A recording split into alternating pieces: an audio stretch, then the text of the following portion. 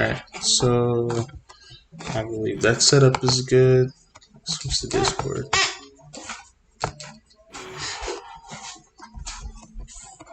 Discord should be good. Twitch is good.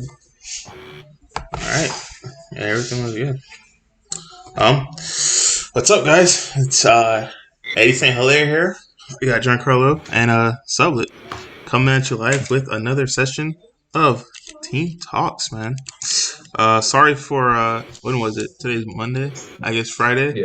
Yeah, Friday I came. I passed out, guys. I ain't gonna lie to you. I was out, man. I came back. I think it was like 11 o'clock or something. I was out, man. But yeah, we're gonna come at you today with. Do you guys have something to talk about, or would you like me to? I had questions prepared for everybody, so I could ask those, but we are missing a few of our normal contestants. Yeah. It's okay, we'll figure it out. Yeah, Let's do it. Question number one. Okay, so for Eddie, hi Eddie, you're basically at this point, is it correct to say that you are like the PPGTO, the tournament organizer? It depends on what kind of questions you have. I'm nervous on where this is going. No, they're like general TO questions. I wanted because I'm just a player, right? I don't organize tournaments, so I'm gonna have a different perspective than someone who does organize tournaments. You see what I'm saying? Yeah. So a few questions, right? How do you feel about Mask moving forward? For Pro Play Tour tournaments, for ours in Miami, and for other stores that are hosting it, I'm going to tell them to make it required. And I gave my reason for it last time is because you always have that one player who may not feel comfortable, but doesn't want to be that person. You see what I'm saying? So they'll just let it fly. They'll put theirs on, but they're not going to be that person that makes everyone put theirs on. So they'll just be, all right, guys, it's cool and whatever, but I just want to make it fair for everyone. On the same playing level, so I am going to require that for ours. Now, I don't know what Bandai's going to do for theirs, but I'm telling you, for the Pro Play Tour specific events, Master will be required. I'm going to talk to George about it. I doubt he's going to fight. Like, he barely fights me on things unless it's super crazy. Unless I'm like, hey, I'm going to, I don't know, like start with a freaking 3-round buy or something. Like, he doesn't say no to like normal stuff because I usually I usually say things that make sense, man. Okay, yeah. And so, I'm going to ask some questions. I want your opinion, just like your opinion, not necessarily like in relation to the Pro Play Tour. You know what I'm saying? Yeah. Okay, so in the recent tournament, where's Gamers? At the recent tournament at Gamers R Us, they were allowing a secret rare proxy. Instead of having your secret rare in your deck, you could have it in your trade binder and proxy it in your deck, as long as both players agreed. How do you feel about that? I did not know that would happen. Yeah, that's a no-go. You don't like that? That would have happened at our event. I don't know. I don't want to comment on that because I don't know the specifics. I wasn't there. I don't like to speculate stuff. But I'm asking for your opinion on what's your opinion on that? That's it. Yeah, I'm not gonna give my opinion on that. I will tell you how I feel about our events. Our events, you will be playing with the cards that you have. There's no, my friend, like if it's in your deck box, it's the card. Whatever card is in your deck box are the cards that you'll be playing. Are the cards that'll be legal for you to play with. Yeah, I get what you're saying. I'll just see like that. I don't know the situation. Like I said, I'm not there, so I don't like to comment on things that I'm not there. I'm not really educated on what was going on. Well, no, I'm saying like the rule in general. Like you're saying you don't agree with that rule in general. As a TO, that is not a rule you would implement in your tournaments. That's what I'm saying. Well, once again, I'm not going to say I don't agree with that. I do agree with it. I don't know what happened. All I'm saying for Pro Play Tour events, we're not going to allow proxies. It's just, okay. I don't care if everyone agrees there's no proxies. Whatever you have. No, I understand. Yeah, I got you. Okay. So, yeah, I just had, I figured there'd be more people, so I only had a couple questions prepared for each. Sublett, these questions are going to be a little bit more in-depth because you are a person I know is very good at these things. Okay. I play Dragon Ball with you a lot, okay? The two things that you do that stand out for me are your sequencing and your micro decisions, okay? You're a fucking robot, so I can't ask how you do things, but how could you suggest that other players learn these things? You know what I'm saying? How can a normal player or a newer player learn how to sequence better? It's pretty simple, actually. you just sit down with 2 decks by yourself. You play each turn out, and at the end of that turn, reset the turn and see if there's a different way you can play it. This will help you in a couple ways. First off, if there's a different method that you have, hang on one sec, the dog's barking. Shut up, thing. You're good. While we're waiting for that, we have a comment from Darth Vader. He says, "Will PPG have webcam events?" We will. It's going to be announced soon. The webcam events will be the constructed ones we had, the best of one, and we'll also have GOAT webcam events. So stay tuned for that. It will be announced this upcoming month because we're almost close to finalizing this stuff. The regional stores will be announced soon. So I'll let Sublett get to his. Hey. Actually, so go ahead. My bad. All right. So anyway, like I was saying, you play each turn again and again. Your first turn, your second turn, and your third turn. What this is going to do is a couple things. First off, you're going to get better at remembering your sequences, which is important. If you do a turn the same way 3 times over, then you've got it down pat and you think like that's the right play. Then you have the other deck do its next turn and so on and so forth. Now you have perfect knowledge, of course. You know what they have and what you have. And so you kind of gain interactions. You understand things like, what do I need to play around with this deck? What do I need to do for my deck? And that really will help you with sequencing in the early turns. After that, once you get really good with sequencing in general, you tend to get a little lazy with it and stop paying attention to it. And so for the more experienced players, the best advice I can give is to don't do that. Don't get lazy with it. Don't just assume that you can sit down with any card and know exactly what the sequences are and what the deck does. But I promise you, you don't, you won't, and you'll lose. That's just how it is. It doesn't matter how good you are. Chesko said I'm a robot. That doesn't matter. Now, don't get me wrong. I've gone into tournaments before where I didn't know what my cards did. The first event I ever played U7 Frieza at was also the event I learned how to play U7 Frieza. It works good for me that day. Yeah. Okay, it turned out real great, but it doesn't always do that. And so that's... Hold on, Eddie. Turn your mic down just for a little bit and turn Sublett up. Because we're getting a lot of feedback from you, and it's hard to hear Sublett over the feedback. From mine? I put his volume now. I think his mic be up. Let me see. I got you. Yeah, his volume's all the way up. I just put my TV volume out. This is my son's his okay, got you. I got you. Alright. Yeah, it sounds better now. Go ahead, Sublett. And then the other sequencing you need to worry about is your kill turn. When are you going to win? Most of the time, this turn isn't defined. So if you're playing a deck like King Piccolo, or if you're playing a deck like King Vegeta, the new one coming out, or if you're playing a green deck or something along those lines, or a blue deck, your kill turn isn't generally defined all that well. Most of the time, a kill turn is defined in a control deck. Like in Invoker, you want to practice your turn 5. In Baby, you want to practice your turn 7. But for most of the other decks, if you practice turns 1 through 3, then it's probably going to be good. And it'll help you get that sequencing down. And you want to practice against a deck that your deck destroys and a deck that your deck gets destroyed by. So that you know both ends of the spectrum, and in the moment, you should be able to find the middle ground with any decks that are in the team. That's really good advice. Thank you. Yeah, so you just practice a lot. I mean, that's basically. I don't. No, I know you don't. More experienced players get lazy. Yeah, exactly. Okay. Yeah, so I had questions for everybody, but there's only 3 of us, so that's I'm pretty much out. I guess I can reformat. Ask general questions. Some of the questions. Eddie, how much do you play test? I play tested every single day up until the in real life invitational, but up until then I haven't because I started a new job, and it's like damn near 10 to 11 hour shifts a day, and it's 5 days a week, so it's been rough.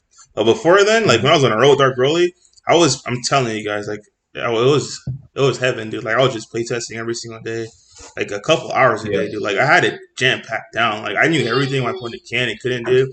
And when you have the time to just dedicate like that, guys, it becomes really hard to beat you because I'm telling you, when you sit down and before you even pick up your deck, you just look at the leader and it's like, okay, cool. I know everything you can do. Now, if you mess up one time, I know that, and you're just you're a really dangerous person to beat, man.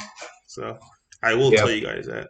Yeah, I find that I enjoy the game more when I get to play test or just play because I play on Untap for fun. If I get to play on Untap for like 1 hour a day, I find that I just like enjoy the game more as I'm playing it more. And then like there just be life circumstances where it's like I won't be able to play the game for like 4 or 5 days at a time.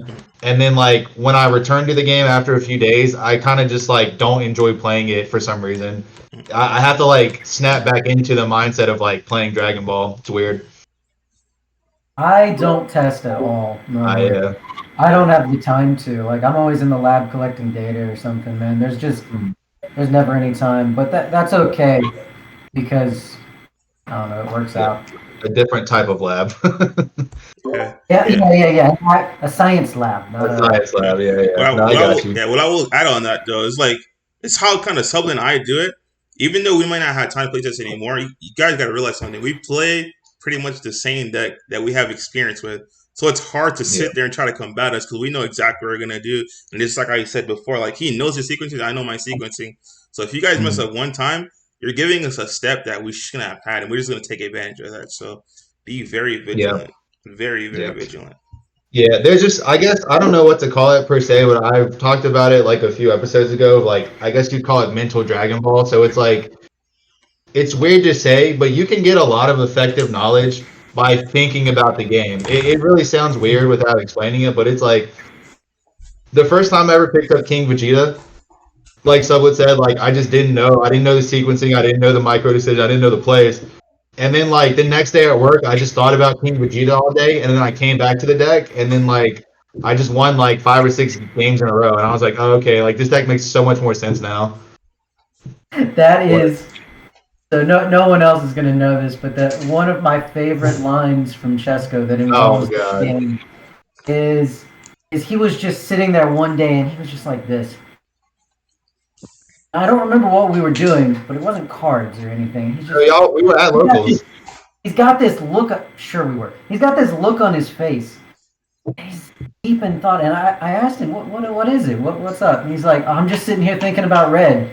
No, yellow. I think about yellow. You're telling the story wrong. It's red. It was not. Absolutely, it was not red. We were. You're misremembering. Terrible, buddy. You know that. No, you are 100% wrong because y'all made. All right. First of all, here's the story. We're at locals one day, and Sublett and our other friend Steven are playing cards, and they're playing like set one Vegeta versus set one Vegeta or something. And I'm sitting there. I'm just like I'm like looking off into space, thinking about Ginyu, and like. So looks at me, he's like, "What's up? What are you doing?" And I was like, "Oh, I'm just thinking about yellow." And then they made fun of me for like a year. Because I don't know why, but whatever. It's funny. No, I got you. Anyway. Well, I guess that was all the questions I had. Let's argue about decks like we always do. No, I'm kidding. All right, let me see if I can come up with a question. Yeah. Oh, I have one more, but I'll wait. Go ahead. Go for it. No, go for it. Okay. All right. So, Sublett, I want your answer first, and then Eddie's, because you guys are gonna be like Eddie. You live in Florida, so it's gonna affect you differently. How do you feel the health of the community? Well, let's see. How do I phrase this better? The game obviously changed when coronavirus happened, right? Like all the tournaments got canceled. We were pretty blank for a while. There was no events. Especially for people who didn't live in Florida, there were like hardly any events, if 0 to none.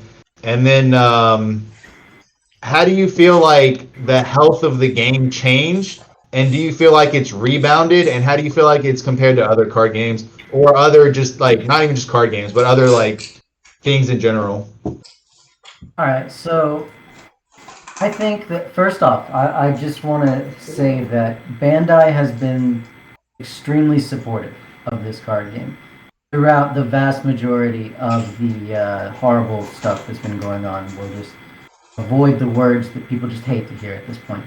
But during this entire time, Bandai has been extremely supportive.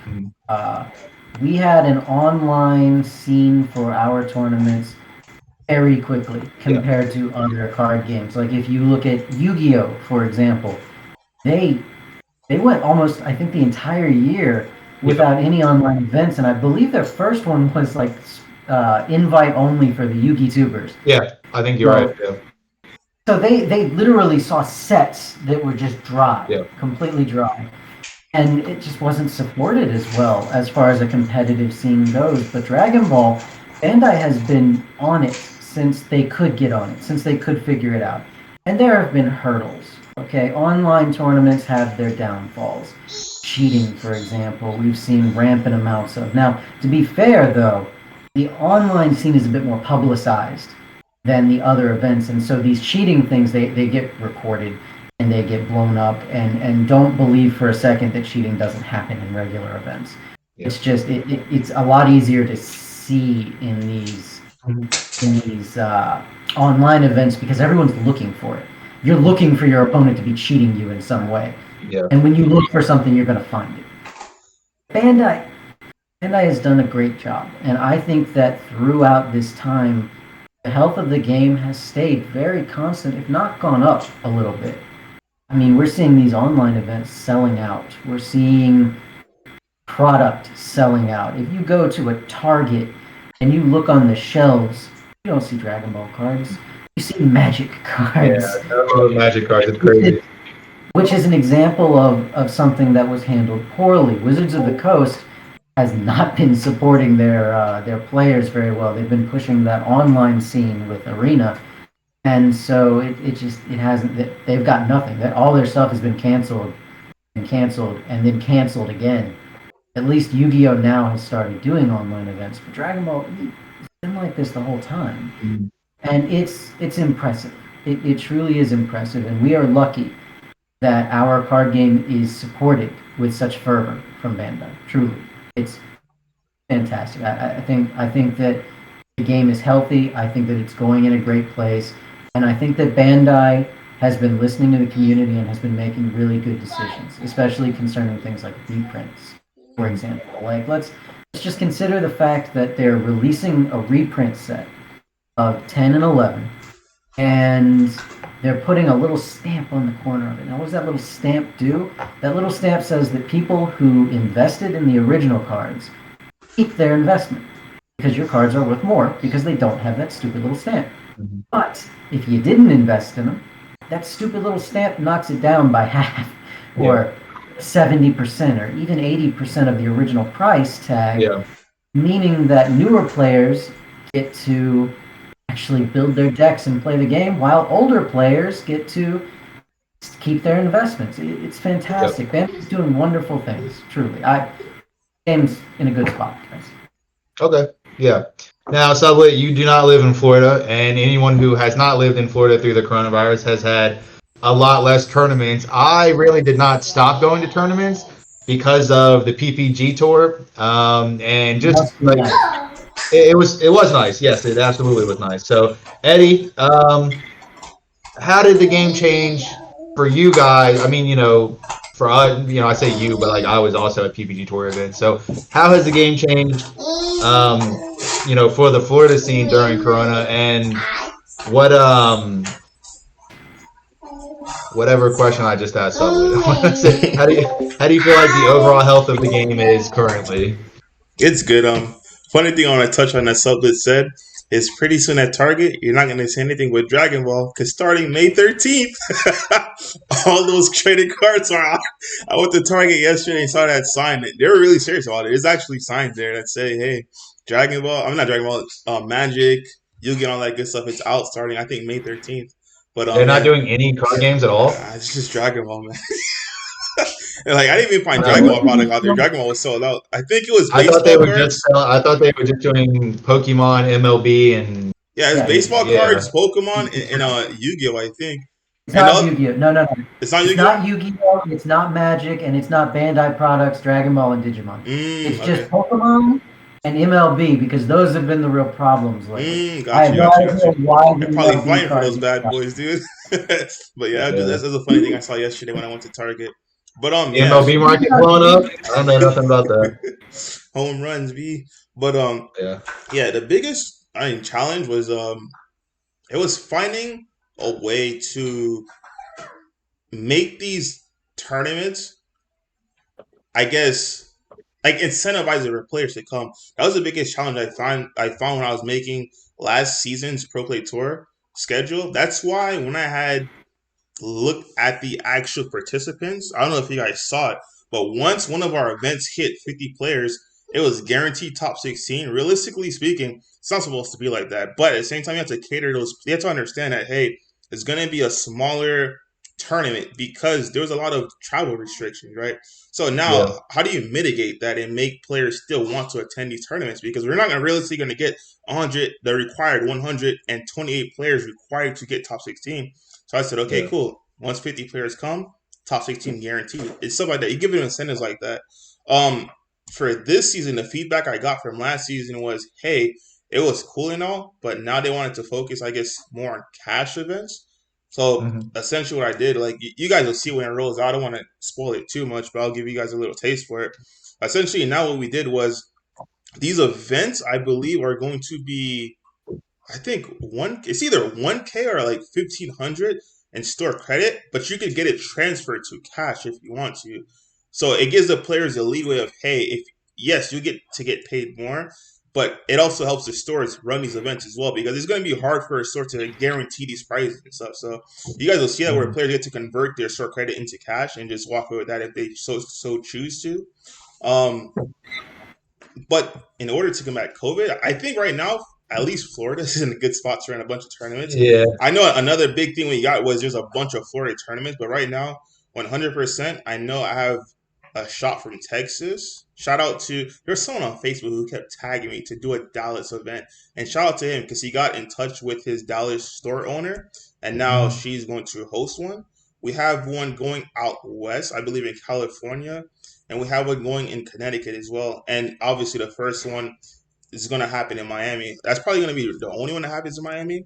And PPG will probably just host the webcam events and let other states give the opportunity to host these events. But yeah, that's pretty much it for the challenging times. I mean, I think right now we're in a good spot to run. It's like I mean, Sola hit the nail on the hammer on a nail when he said Bandai has been really supportive. The only thing I think Bandai dropped the ball on You mean hit the nail on the head? hit the hammer on the you hit the hammer on the head, No, hit right? the nail on the head. You hit the nail on the head. I thought you no because I don't know. It's Whatever the a, saying, however the saying goes, yeah. You However the gathered saying that goes, up, man. however the You saying goes, gathered that saying up. I'll take the L on that one, B. But however the nah, it's saying okay. goes, however the saying goes. But the only thing I think Bandai dropped the ball on, honestly, was changing these events from best of 3 to best of 1. I think that was a huge mistake. That turned off a lot of competitive players because they don't want to do it. Because realistically speaking, I don't want to interrupt you. My bad. Continue. I would like to say something after you're done, though. yeah, you're good. Because realistically speaking, like I said, Sully was spot on with it. Cheating, it always happens. If you don't believe us, if you go to look at these real life events, look at every stream match. There's always someone that says every stream match and say, you cheated, you did this. So it's nothing new. The only difference is it's not like, oh, it's being publicized and all that good stuff. Even in real life events, there's not one stream game that happens where someone's not rewatching it just to find one little Yeah. mistake and say you cheated. So that's something that's been going on. Now, the biggest thing was, hey, it's a lot of. I think the biggest difference is it went. I'm not trying to offend no one. This webcam season was a lot of known players that got caught. That's the best way I can say without offending players. Because back then it's like, okay, cool, this guy cheated, but you're not gonna really get off on it. But these known players that like to publicize their names on Facebook and make all these posts, it just looked bad, and people just they crushed. They like you got buried, dude. Like it was bad. So I think that was the only Hey, thing. I think there was only one known player who really got caught. Like I don't. Mm, It was just Silk, right? I like Alfredo was an unknown. Alfredo's a legend now, but when he got caught, he was a complete unknown. Now he's like a folktale legend, and That then that guy's Silk was relatively well known, but yeah.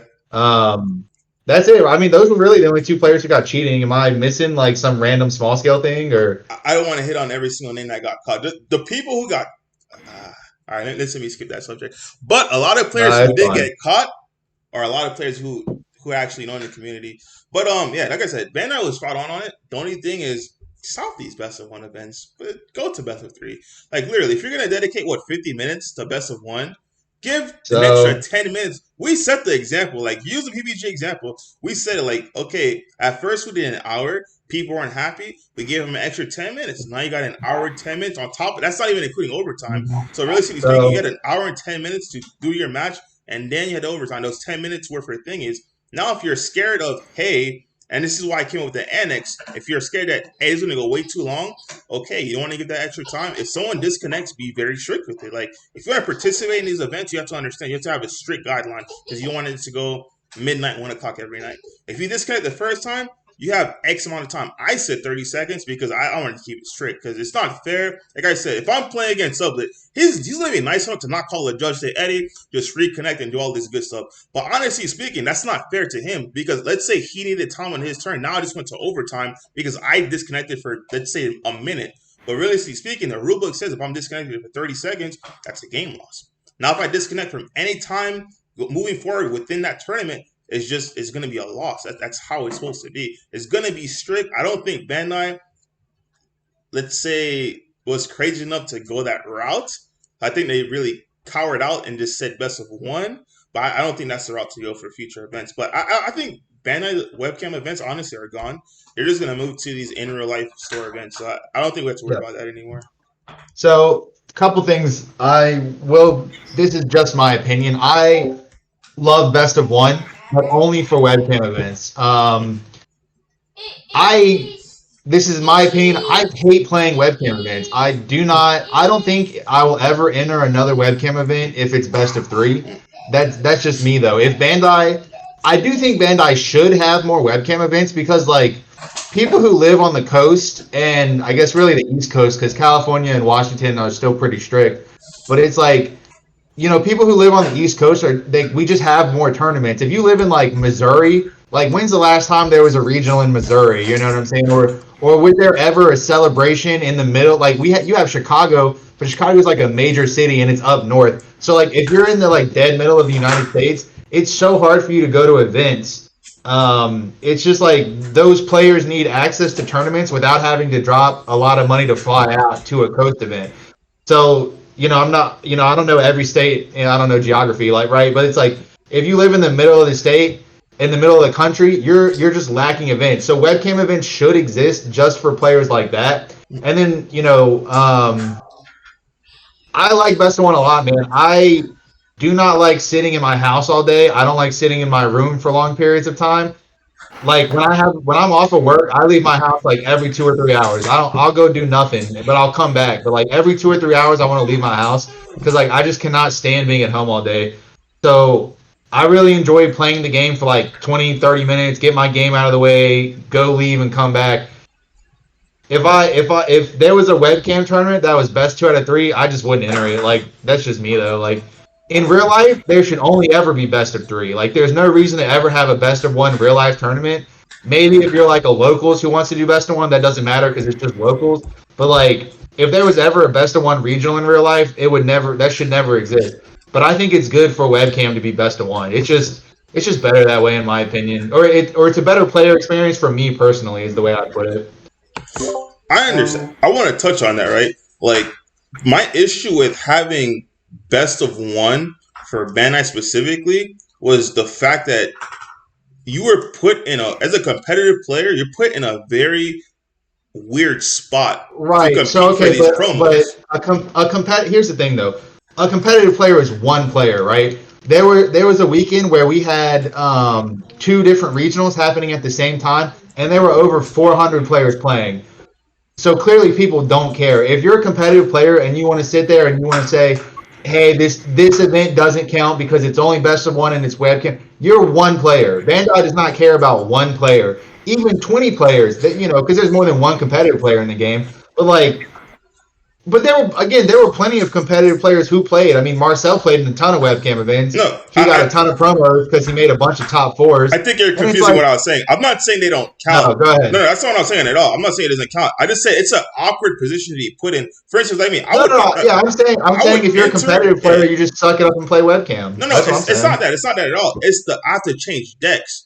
Because for instance, Dark Broly, I cannot play that in a bet. I will get I slaughtered in agree. best of one. I agree. So that forces me to change a deck, and I'm like, okay, cool. Now to cater, do I really want to go with the aggro route, or do I want to go this control route? Because like, if it forces me to pick a side versus play what I want to play, and I feel like if you're gonna put, because these promos they're money now, dude. Like those things are. Oh my bad, go ahead, Right. go ahead. I made a lot of money off of the promos. Yeah, I was glad that I won them. Yeah. go ahead. Something. What would you like to say? Oh, I have a question. Go ahead, Solid. I just wanted to comment on this real quick as well. As far as best of one events go, a couple things to say. I think that if you are a quote unquote competitive player and you think the best of one events don't count, then just don't play in them. We don't necessarily need your opinion to play in them. Nobody does. And as far as something like having to change decks go, I understand that one, and that is a little annoying to have to, for example, when I play Invoker in Best of One, I have to play 52 cards because I don't have a side deck to pick up the slack against those obnoxious decks that kill Vegeta. But at the same time, like other card games have different formats, right? It might not be a best of one kind of format, but if we look at Magic, they have Standard, they have Modern, they have Legacy. Yu-Gi-Oh! Is a terrible card game. Throw that one in there. Just throw it in there. But it's okay to have different formats. It really is something that's okay. I think that the problem arises when we are forced into one of them. Okay, that's actually really reasonable. Yeah, and that's a bit of the turmoil that we're faced with now. I think that they can both coexist just fine. Okay. And they can be two separate formats. And the players that like best of three can do this one, and the players that like best of one can do this one. And there will be some players who do both, and some players who exclusively do one or the other. And that is fine. And nobody will ever complain about it again. But at the moment, we don't have both options. This one, gone. We're all forced into this best of one right now. And so it's easy to complain about it because not everybody's going to like it. And that's just how it is. And it's easy to praise it because not everybody's going to hate it. Like Chesko said, some people really enjoy just one game and go. Like I played Aggro Sin in one event and every round ended in like 10 minutes. It was the most peaceful day I've ever had. But at the same time, not everybody likes that. And when I played Invoker, it was still a long day and everything. And at the same time, I'm sitting there playing like a deck like Invoker, just hoping I open Tournament of Power Arena because if I don't get a second chance. And so I can see both ends of this argument. And I really do believe that it is just we're pigeonholed into one right now, and that's a lot of the turmoil. I think that moving forward, when we get these in-person events back, I know Bandai's not listening, but if they were, I would strongly recommend that they keep the online ones as well. The online ones, like you were saying, Chesko, are really good to reach a lot more people. Yeah. And Bandai's pricing in these events is insane. Yu-Gi-Oh! Gives you a playmat for top 8. Bandai gives you $1,000 for top 8. There's a big difference, right? Yeah.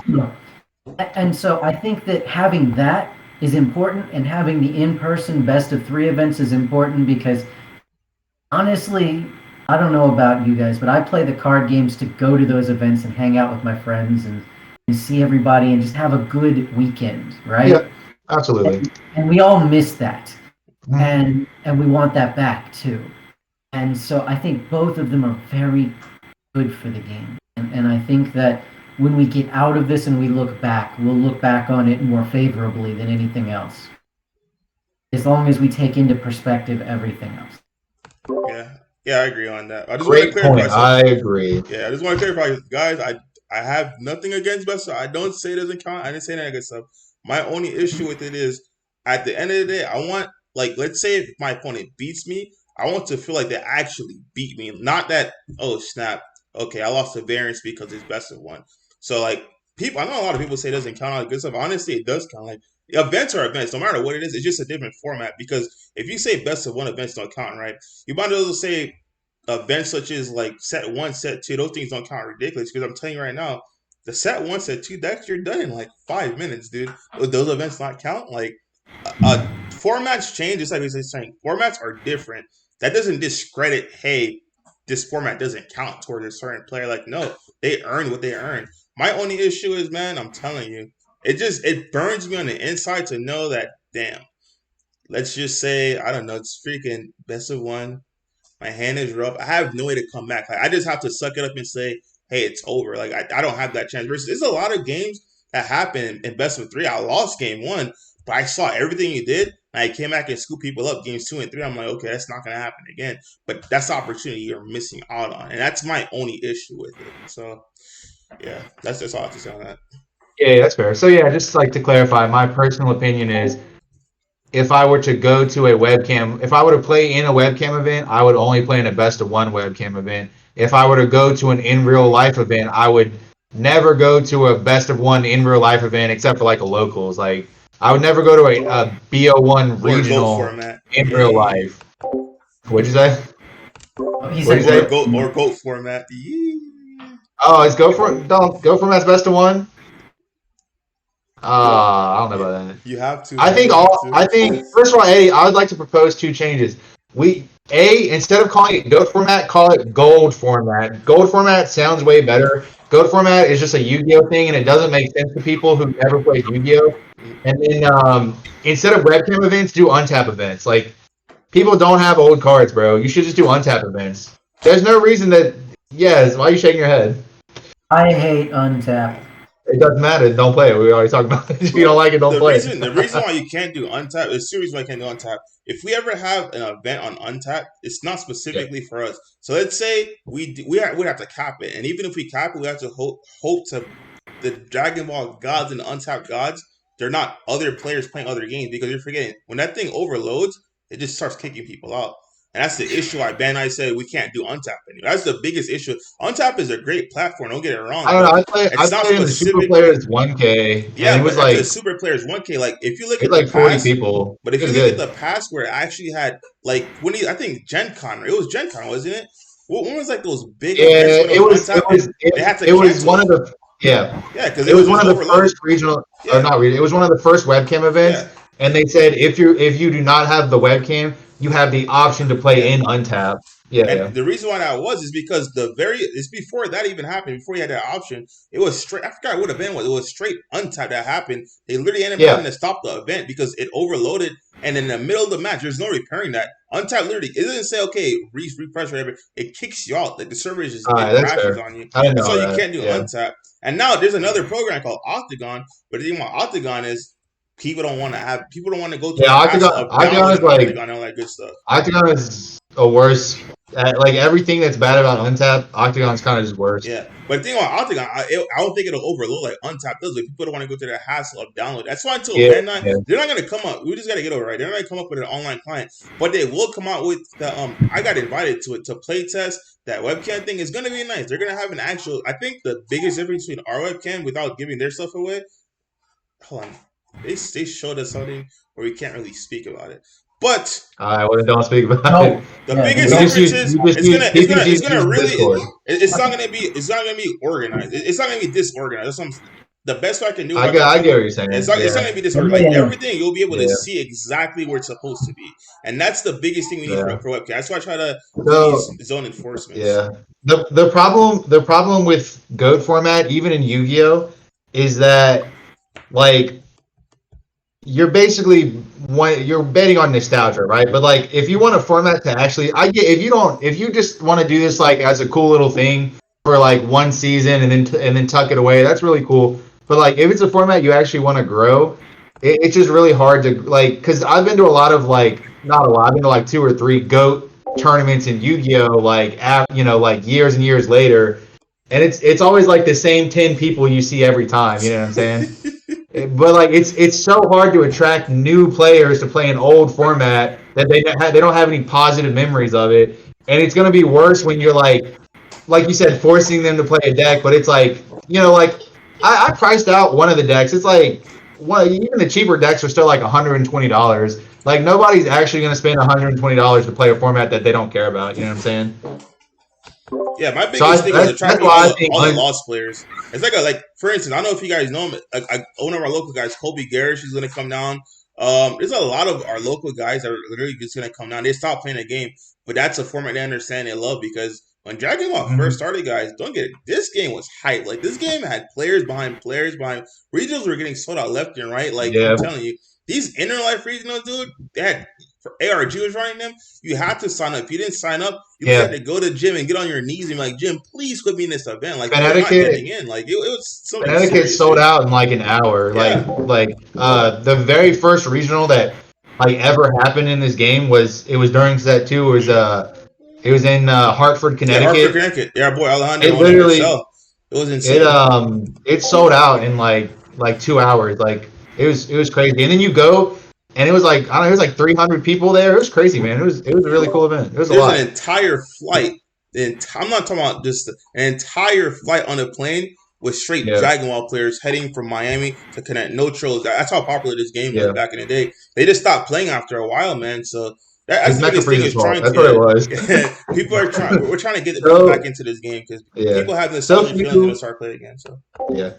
So like so many people just quit because like sets 1 and 2 were like sets 3 and 4 were a whole different game. Like sets 1 and 2 you were playing Magic, sets 3 and 4 you were playing Yu-Gi-Oh, and it was just like a whole different game. Yeah, set 3 killed in my opinion with the introduction of Shigesh Kid Goku because Mecha was already borderline just insanely broken, and then now you introduce not only is Mecha broken, but then you also have, I think that's when March came out, right? All the ape stuff came out. It was just Mecha, like whatever version of Mecha. They were like infinitely better. Yeah, they were like now Shigesh Kid Goku. Mecha, they were all broken. Yeah, it was insane. It wasn't just Shigesh Kid Goku either. Shigesh Green Kaba. Veggies, it was just it made no sense at all. Yeah. Shigesh King Vegeta and then evolve your game over. They banned Mecha Frieza and everyone was like, oh cool, I'll just use this Ginyu leader. It still says I can play Shigesh. And then in set 4, they like almost fixed the format because they introduced Cronoa, but they accidentally also introduced Storm at the same time. They literally, if like this is something that players from that time know, right? Like Bandai literally released a statement that said, "We're confused. We don't know what you guys want. We thought you guys like everyone complained that the game took too long." Excuse me. So we sped up the game, and then we sped up the game, and everybody complained that the game was too fast. So Bandai was like, "Y'all are confusing us." So they released Cronoa to deal with Shigesh, but then they accidentally released Storm, and then everyone just played Storm, and it was like.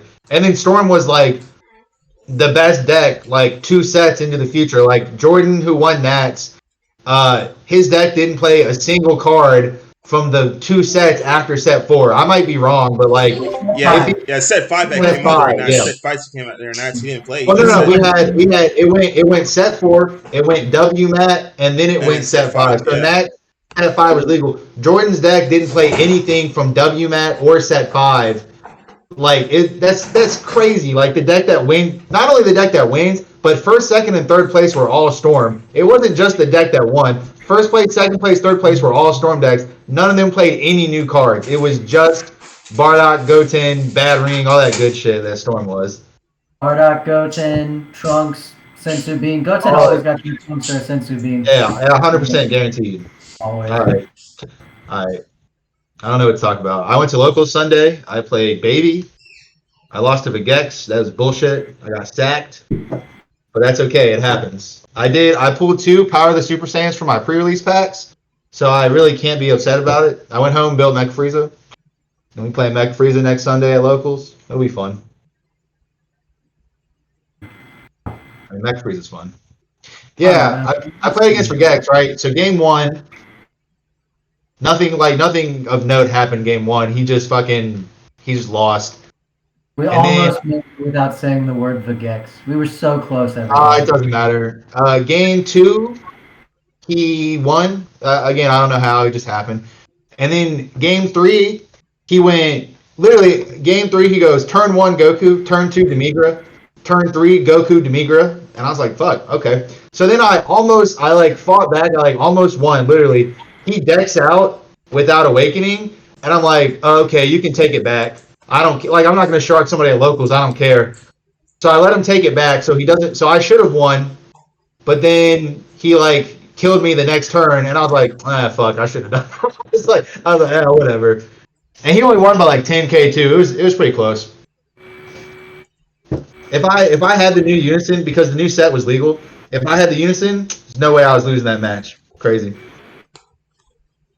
Real quick, I felt behind on some comments. Let me see. We have they said, "What's up, yo?" Thanks, Eddie. Eddie, did you ask Robert how the hat check deck was at Gamers? Damn, I did not, but I'll make sure to ask him. We have what's going on in Dark Broly World. Interesting question, my friend. I'm not gonna lie to you. If I'm able to get a hold of some promos, I will 100% be on King Vegeta. If I'm not, you will see the new Dark Broly list. But yeah, I finally played King Vegeta today, and that thing was woo. It was insane. That's all I'm gonna say. What's up, Ari? My pre-release was so good to me. What are you building? I'm building Blue Baby as we speak. Oh, that's Giancarlo's baby. Man. These Blue Baby players. You guys. That's all we were talking. Yeah, I was talking. I played Blue Baby while you were walking away.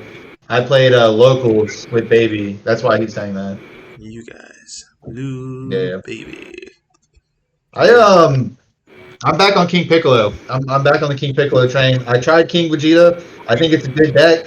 I think it's fine. If you want to play King Piccolo, play King Piccolo. I mean, excuse me. If you want to play Vegeta, play Vegeta. There's no way King Piccolo is not just better. That's how I feel about it.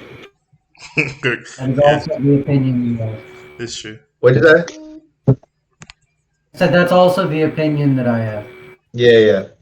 Dang. So the main difference here's the thing, and I'll be serious like when I explain it is both decks are red, right? So you take away every single card that both decks have access to. So like Yamcha, testing the opposition, Piccolo, Unison, both decks just have those cards, right? You look at just like both decks on the cards that only they can play. The Piccolo cards are just straight up better. Like switching gears is honestly just a worse symbol. Like Symbol's a 0 mana 15k that draws one. Switching Gears is a 0 mana 10k that draws one. The 1 mana Vegeta that's a critical that draws a card, or I guess it searches the top 5. That's actually a really good card, but it's pretty comparable to Tambourine. Tamborine's a 0 mana 20k dual attacker. That's relatively comparable. And the biggest difference is that King Vegeta plays cards, like it spins cards from its hand, but King Piccolo, I'm gonna have an aneurysm. I keep mixing them up. Piccolo just plays cards for free. So like at the end of the day, playing cards is just gonna be better than spending cards. Like both leaders are like 20k leaders that play good red cards, but one of them doesn't neg and one of them does. That's all it's gonna come down to. And the Unison is just more effective in Piccolo because it was designed to work with Piccolo. Like the red Unison, the Piccolo Junior Unison is obviously a good Unison in the King Vegeta deck. But it's just always going to work better in Piccolo because it was designed to work with that deck. I want to feed off of that. So you're right. That generating, I think, is what you mean to say here, not playing the cards. King Piccolo actually just generates the cards. Yeah. Whereas King Vegeta plays the cards. Like, King Vegeta must have them and use them. Like, this does not stay the same size when King Vegeta does something as when King Piccolo does something. Yeah. Also, King Piccolo's cards are all free. King Vegeta's cards all cost 1 mana. Except for the switching gears. Yeah. He's like a 10. He's a 10k, yeah. Good card. The point is, good card. Also, King Vegeta actually doesn't stay at high life like King Piccolo can. King Piccolo doesn't ever once rely on taking its life for a single effect, a single generation, and that actually can work in your favor. And King Vegeta does kind of want to take its own life. Yes, it awakens when the opponent is at 4, which is going to happen eventually. So when it awakens, it goes down to 5. So you have to be at 5 no matter what in that game. Yeah. And so King Piccolo could theoretically awaken to 7, whereas King Vegeta awakens to 5. King Vegeta also does draw a card, whereas King Piccolo doesn't. Mm-hmm. And requires piano to facilitate it. That is a fact and something that can be argued between the two. But King Vegeta doesn't actually draw a card. It searches a card, and it can whiff. And on defense, King Piccolo is much stronger than King Vegeta. Like if I have a bunch of 15Ks, King Vegeta better have KVIP. King Vegeta's imposing presence. If you don't, my bunch of 15Ks are going to put it in on you. Against King Piccolo, it's so hard to just swing with a 15K. Yeah. Because they generate so much value. And so if I don't have a bunch of 15Ks, I might just not attack. My leader attacking your unison is the most common thing that I'm doing against King Piccolo. Yeah. Because if I hit that leader, you just get something for free. So when I attack and you block and you get something for free, it's just the game progresses so far on both turns for King Piccolo. King Vegeta is kind of just on his own turn. Yeah, well, that's true. That's a good point too about the playing on your opponent's turn. Is King Vegeta's defensive options? They all are neg. Like imposing presence is either a neg 1 or a neg 2. Wolfang Fist is a neg 1. Testing the opposition is not a neg, but it does cost a life. King Piccolo has its leader effect, which is basically a super combo, and if you combine that with the piano, it's like a double super combo. You have both decks have Yamcha, so like Yamcha's out of the way, but you have Scion, and Scion is huge because it's a 0-mana negate that plays a 20k attacker. So like King Piccolo is going to defend and build its board while it's defending, whereas God, I'm going crazy. Whereas Vegeta like just has to spin cards out of its hand to defend. Now the biggest difference is like the top end. Like King Vegeta has the EX Evolve 5-drop Vegeta, and like that's the card that's gonna win it a lot of games. But like the meta is just gonna you're gonna put a secret identity math in. Yeah, oh no, okay, yeah. So it's like every deck is just gonna adapt to play around that card. Like as soon as King Vegeta's the thing, like you can Final Flash it, you can secret identity it, you can Mafuba it. Like there's tons of options that any deck is gonna adapt to play around that specific card. Simply because it's like that's a card you go all in on. You know what I'm saying? But anyway, I think King Piccolo is better. Although King Vegeta probably will beat King Piccolo in a one-on-one match, like I just think overall Piccolo is a better deck against every other deck. That's it. Yeah. I think that King Piccolo is just better with the meta. Yeah. Because it's so versatile. King Vegeta kind of just plays its game. Yeah.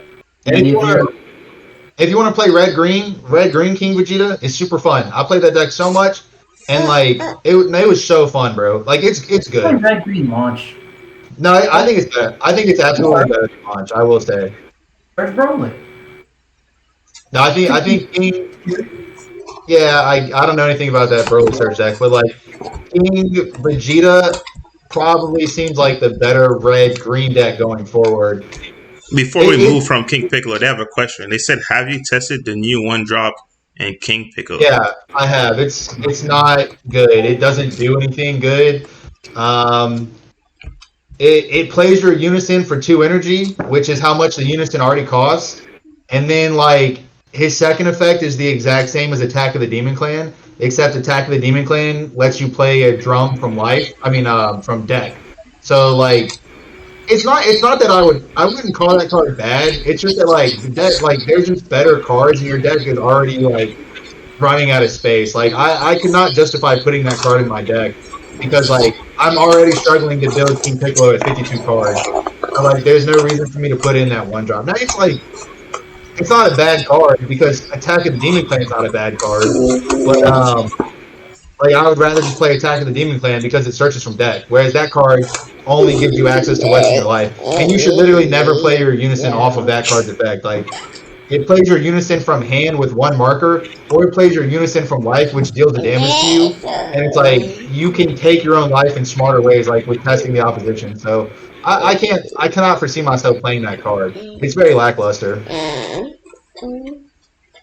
All right. Anyway, that's how I feel about the Vegeta Piccolo conundrum. All right, Pac-Man. I hope they answered your question with the 1-drop. What I will say about the comparison, I think this is a similar comparison to Vegex and Gogeta Zeno, what I was talking about. Whereas both decks, I mean, they can both just put the wood on you, right? They can just go powerhouse on you if they want to. But the Gogeta Zeno was much more fair than Vegex was because Vegex was playing stuff for free. I think that's the comparison they're trying to put right here. But the biggest difference I'll tell you is yes, even though King Vegeta is fair, once it gets to a certain level, the stuff it does no more, it's not fair anymore because it's not once per turn on a lot of their stuff. And Like what? What are you referring to specifically? man, this is the first I've gone into it with King Vegeta, The bro. 5-drop? I've been playing the hell out.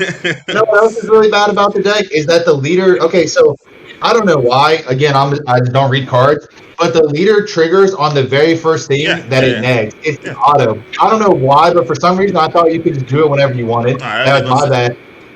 Yeah, exactly. So as soon as I realized that you have to play the card that way, the deck just became immediately worse. Like every auto that says once per turn, once it triggers, if you don't pick anything, you pick 0. It says once it says once per turn extra auto, the first time it can trigger, you can choose not to do anything, but just realize it's like poutine. Like I saw I used to get around with a Dark Broly. I played my 1-drop. It said no response. I said bet fam, ball. They try to respond poutine. I'm like, nah, fam. Like that trigger has been gone, dude. Yeah, exactly. So like it's just like anybody with half a brain is gonna immediately play around that, and it's like you get to neg something to like I'm just not gonna play into your Yamcha basically. Like if I summon my Gogeta TP, which has 25k attack, you're gonna Yamcha, and then you're gonna kill it with your leader. So like I'm just gonna do something else to bait out your leader. It's like stuff like that.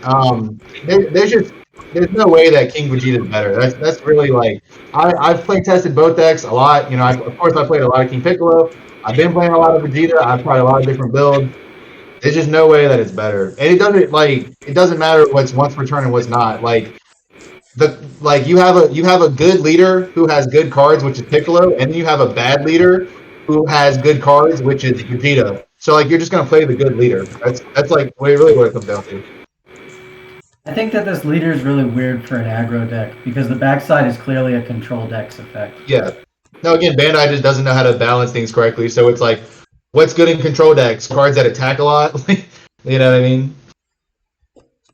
I don't know that King Vegeta seems like it was ever meant to be. Yeah, I was gonna say I don't think King Vegeta's if you're playing aggro, you're playing it wrong. From my experience of playing it, red green is an aggro deck. It's a pretty fine aggro deck. Red green. Real quick, we have another question from Sage Cesaro. Wait. I want to finish my statement. Oh, go ahead. Yeah, go ahead.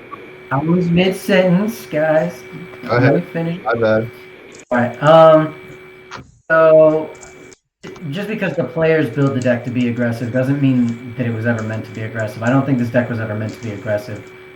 Your deck is filled with 1 mana 5Ks that pseudo-crit your opponent's life. And it awakens when your opponent's at 4 or you're at 4, and then the backside just doesn't really have anything special about it. And you look at all the cards, they all cost mana. You know that when Bandai makes an aggro deck, that stuff's free. It's not an energy. So I really don't think this deck was ever meant to be aggro. I think it's way more in the line of mid-range to control, but it doesn't seem to have the finisher of a control deck. I really think that it's just at a loss for an identity when I look at it, and I think that being Dragon Ball players, people gravitate toward the aggro version because attack face, game end, yay. Fun. Yeah. But I don't know. I just don't know what the identity for the deck is, and I think that might hurt it too. Trying to make a deck do something it was never meant to really do. I think that I don't think that it can compete with King Piccolo. We might be completely wrong, but I just don't see it happening. Yeah, that's a good way to put it. I don't see it. That's a good way to put it. Now, granted, at the first or second event, whenever promos are released, you might see a bunch of them being played because new deck. No, I think it will top. I think everything tops in this game. It's just like shit just tops because it tops. You know what I'm saying? That's just how it is. I don't think it's a bad deck. I'm not saying King Vegeta is a bad deck. I'm saying that there are aspects of it that I dislike, which make me gravitate more toward Piccolo. But I've also been playing the hell out of Piccolo for so long that I just don't want to leave my comfort zone. You know what I mean? That's facts. Like I said, King Piccolo does. I don't know. It's that known deck. Yeah. It's like we said earlier. Like King Piccolo does a lot of stuff for free, and it's hard to argue free, man. Like look at your decks for an example. Like it's not just doing stuff for free. It's the value that those cards generate. They generate value at the same rate as King Vegeta, they're just better cards. Like I said, Symbol is almost the exact same card as Switching Gears, except it's a 15K instead of a 10K. Drum is a barrier blocker, which in itself is just amazing, and then it can also snipe a 1-drop or make it easier to kill a bigger card or some shit. Anyway, it doesn't matter. Somebody asked about the lineage archetype. Who wants to talk about Yeah, that's why I pulled the leader. I know, yeah, I know. So, all right, let's just read this leader because I haven't really done it. So, it's a Goku Jr., which is useful to literally nothing in the world, but it is a Goku's lineage, which has some use. You have a pan super combo that your deck can actually synergize which is pretty cool. Searchable, right, with the successor? Yeah. So, auto, when this card attacks, look it up to 5 cards from the top of your deck. Add up to 1 Goku's lineage card among them to your hand and shuffle your deck. So this it doesn't search a swap. It searches a Goku's lineage, so that gets us Goten. And this leader actually just synergizes so well with Scrambling Assault Goten that anybody who played during Storm Era gets a little sick to their stomach when they read this. Activate main once per turn. Place 1 card from your life in your drop area. So you crit a life, and then you can play a Goku's lineage with an energy cost of 2 or less from your hand. So you could play Goten, but you could also play the Barrier Gohan. This effect for the cost of a life gives you 1 turn ahead for your swaps, right? So I don't recall the swap costs on any of the 2 drops. Do any of them cost? The Barrier Gohan costs 2 to swap into a 3, but there's the 3-drop Goku that's a swap 4 guy from the Battle of the Okay, so it's Surpass. Not Path to Greatness, no. You're talking about SS3 Goku's Limit Surpassed or something like that. I don't quite. Even further beyond, that's his name. You pay 1 energy, mount a 2-cost lineage to your hand, whether it has swap or not. So you return Goten to hand and play him for 1. So yeah, he's turn 1 for 1. Yeah. Yeah. All right. So turn 1, you get that guy out, which is cool, but he requires what? 3 energy to swap into a 5. Yeah. So I mean, you get 2 turns ahead on that, but you didn't. You crit a life and you got really nowhere. And then this thing awakens at 4 life by drawing and untapping, which I think is weird for a swap leader. I think a swap leader should untap too. So, I don't. This is about to sound weird. I don't really think that this is a swap deck. It's you don't play swap cards. You play aggro cards that have Goku's lineage on. So I only know. So like, I wish Frisco was here because Frisco has like the whole deck build. I played like a best card 3 with Frisco, and I thought his deck was pretty cool. So like, you just play Goten because it attacks, it searches. Like you can sell Zeno on 3, which is what yellow decks want to do nowadays. Your Unison plays this card from hand, which untaps your leader. So your leader basically becomes like a dual attack 20k, 25k crit draw card or something like that. So we'll read this. We'll read the other side. Yeah. How about that? All right. So it's got Bond 2 Goku's lineage. If you have 2 Goku's lineage in your battle area, this game's critical. And this has an auto. When it attacks, you draw a card into game's 5. So it's a 20k crit on the backside, which is cool. It draws cards, which is cool.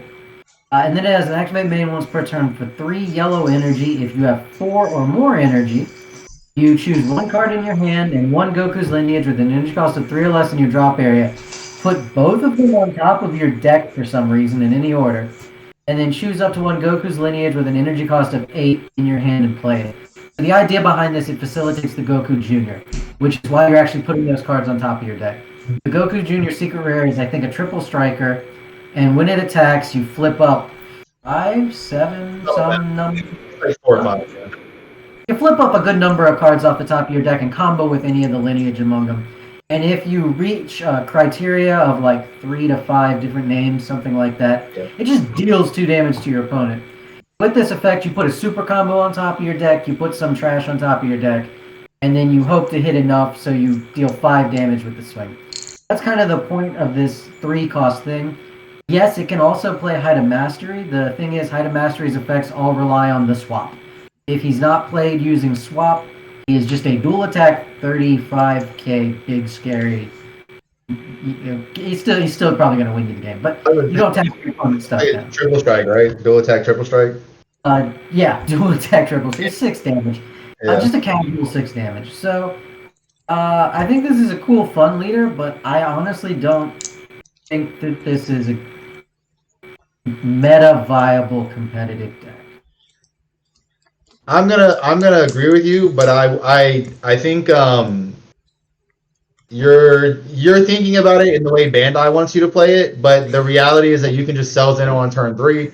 Goten looks at the top 3 and just grabs whatever. It's very consistent. I'm not. It's not. It's very consistent. You sell Zeno on turn 2. Why would I care You about can sell Xeno on I'm turn. not. You can sell Xeno on turn 2 on that deck too. I'm not. I'm not saying the deck. Hold on. Stop. Hold on. Just stop. I'm not saying I like the deck or anything. I'm not saying I'm not gonna play it. I traded away all my Unison at the pre-release because I'm not playing that shit anyway. But it's like, I just think you're there's just a better build out there than the swap build. It's just an aggro deck. It's. I understand. I understand, but we don't need another aggro deck. Like, it's competing. Yeah, no, so I don't like it. I don't think it's good. Think of it like an organism. All right, organisms, an ecosystem, they have to fill certain niches. Okay. And if two organisms occupy the same environmental niche, they're going to compete directly with each other for the resources of that. So we can apply this to this card game as well. If two yellow aggro decks that make Cell Xeno early exist, then they're competing with each other, and the one that's better is going to win. It's really hard to be a better aggro yellow deck than Sin Shinron, which is already well established and just does some bull crud, honestly, for 1 and 0 mana. It doesn't have to quit its own life to do any of it either. Yeah. Like this deck, yes, you could make this an aggro deck and have Goten go face, but the problem with Goten go face is this is not set 4 anymore. It's a 10k. So many leaders awaken early or are just inherently 15ks on both sides, or like you're not holding your awaken to untap 2 energy anymore. So what happens when you go against Dark Broly and your Goten attacks and they're like, whatever, awaken. Anything else? No, I didn't think so. And then they warp all your stuff. Or what happens when you go against Invoker? Goten attack, cycle a spell. Or you go against Baby, play Goten. No, you won't. Like, yeah, I think it's like a fine deck. This Goten is infinitely superior to the other Goten. Yeah, right. So, right. No, I think I'm not arguing that it's not a playable deck. I'm arguing that it's not meta viable. I understand what you're saying. I think that if you're Evan Glover, you'll play it. Shout out Evan Glover. Evan plays Victory Strike, man. You're not playing Victory Strike in that deck. He's already posted his deck list, dog. Yes, he is playing Victory Strike in that deck. Evan, there are better ways to play Victory Strike, but no. Anyway, yeah, I think it's a whatever deck. If Frisco was here, he could talk more about it. I only know a little bit about it because I played against him. Yeah, I'm not a huge fan of it. Like I'm pretty sure I 2-0'd him. So like I just don't think the deck is that good. Why were you arguing with me? I'm not arguing with you. I just said that you're thinking of the deck in a different light than the way it's actually meant to be played. All right. I mean, I was thinking the way it was meant to be played, not in that different light. Whatever. All right, I guess we could start closing comments because I don't see any more comments, and I think we're like over an hour in this bad boy. Time to put this guy to sleep. Hour 08. Giancarlo, you have anything? I do not. I'm good. Nothing? Yeah, nothing? That's not really. First. I don't know. Oh, okay. Nothing. I don't know. Join the PPG Patreon, I guess. We're in the Discord now. I was streaming some Untapped games in the Discord. If you guys want to play me on Untapped, just hit me up. Shit like that, I guess. I don't know. See, Mr. Sublett. And I never have any closing comments. You had a hell of a closing comment last time. That thing was like but I didn't do a TV show one. It was impromptu. If you put me on the spot, how am I supposed to make something sound eloquent and fantastical and make people want to play the game? I can't just do that on the spot, man. I mostly do that on the spot, actually, but I don't like closing comments. Gotcha. I don't see any more questions, comments, or concerns. But guys, thank you for joining. I will tell you, the season is coming up really soon. What's today? Today's the 17th. So not this weekend, but the next weekend is Pro Play Tour Miami. So stay tuned for that. It's gonna be a lot of really exciting decks. It'll probably be one of the most diverse metas because this is the beginning of the meta. It's the first tournament, I believe, of set 13. So it's gonna be a lot of interesting decks. I don't think it's gonna be like past sets where we're looking at the domination coming from Red Broly. You're gonna go none of that good stuff. It's gonna be a well Yeah, spread that one meta. Broly got top 8, which was pretty crazy. It's gonna be a well spread a tournament, man. I expect to see a lot of decks, but it's gonna make for some interesting mills because you're not gonna be able to just cater your side deck towards one deck that you're gonna see, man. But with that being said, stay tuned because like I said, Pro Play Tour Miami is coming up soon, so I'll have more information about that. Yeah. Stay tuned for our next one coming up on Wednesday. Today's Monday, yeah, on Wednesday.